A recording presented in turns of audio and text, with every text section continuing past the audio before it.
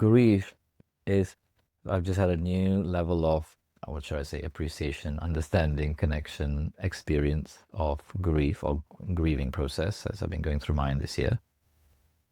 And grieving can happen from any form of loss, including, as you mentioned there, a breakup. And the grieving process generally is, I was talking to a buddy of mine last night, our cells, my body, my cells remember this other configuration of cells in this other form of human. And that group of cells are not physically within proximity. So they're kind of far away or in another space or time. And finishing, a closing, an ending of a relationship generally means that group of cells, that physical person is, right, like far away and it's not there. Therefore, not having those experiences. Therefore, we experience loss, and it's a process of letting go. On an energetic level, us as an energetic being, we are intrinsically connected. So the analogy I used with the same buddy I was talking last night, I said, do you know what a colander is? And he was like, yeah, a colander, right? The one that you used to cook with.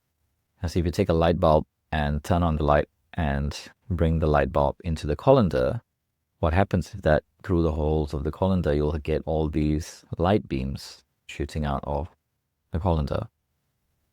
And energetically, as an energy being, you could say each one of those light beams is one of us. And we're all coming from the same source, right? So there is no separation. And we all return back to the same source. And even if we are physically, alive, but then in different places, far away, doing different things, there is still that connection. So on an energetic level, some part of us just knows that we are connected. But on another level, there is a sense of separation. And the mind, the way it copes and makes sense of this physical reality is that we have taught ourselves to see us and things, as objects, as separate. Here is me, and there is you, or there is this object. And we have to do some of that to be able to function in this physical reality. So therefore, the sense of separation. And we have this belief that, we are separate, like we are not together anymore, or we're not physically in the same place, existing in the same plane at the same time anymore.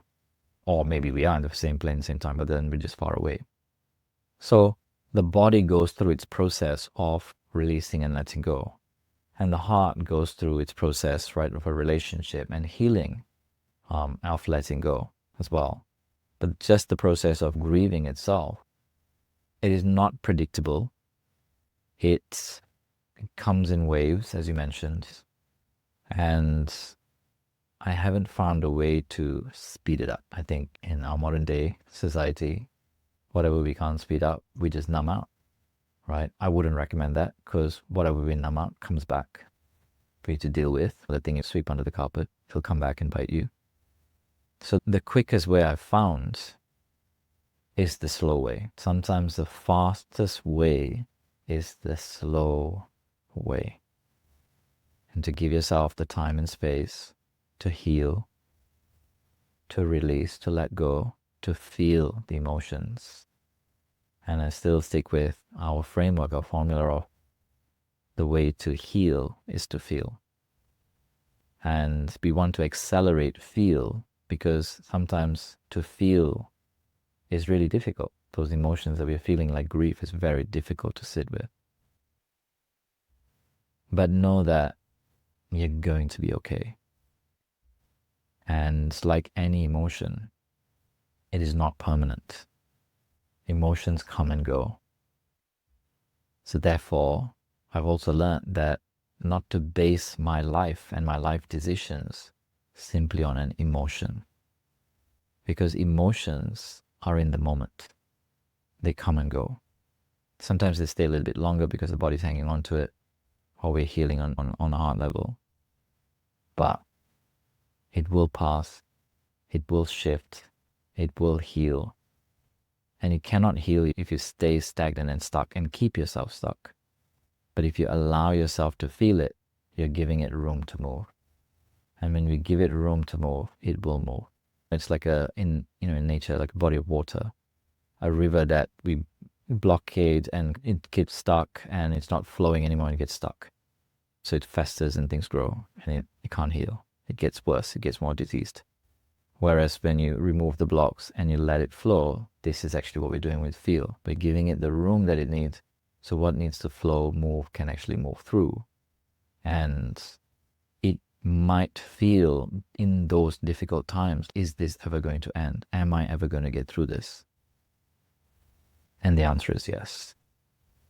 Because the way we are made is that there is something within each and every one of us, no matter who you are and where you're from and what your background and any of that stuff, we all intrinsically have this. Our body has this, and on a deeper and higher level, we have this as well. Some part of us just knows how to heal. And so much of the healing process is us just getting out of our own way and letting it happen and giving it the space and feeling it. Slightly different, so I'll switch just on a little tangent. One thing that is different though is when I've worked with people who've got depression. By the way, I'm not a medical professional, so you should seek a medical professional, I'm just saying. But deep depression can feel like an abyss that you're falling through. That, if you're dealing with something like that, then yeah, there is a time then for you to just, if you're feeling like you're falling into an abyss, just put like a floor underneath you and boom, like bounce back, pull yourself out. The way you do that, get moving, move your body. Deep breathing, that helps as well. That also helps with grief because it's giving space to move that energy. But with grief, when it hits, I haven't found a quicker way than the slow way. Too often now we want to just speed things up. And when we speed things up, we don't really let it properly, the process, whatever that process of healing, actually happen and complete. So it remains and we carry it.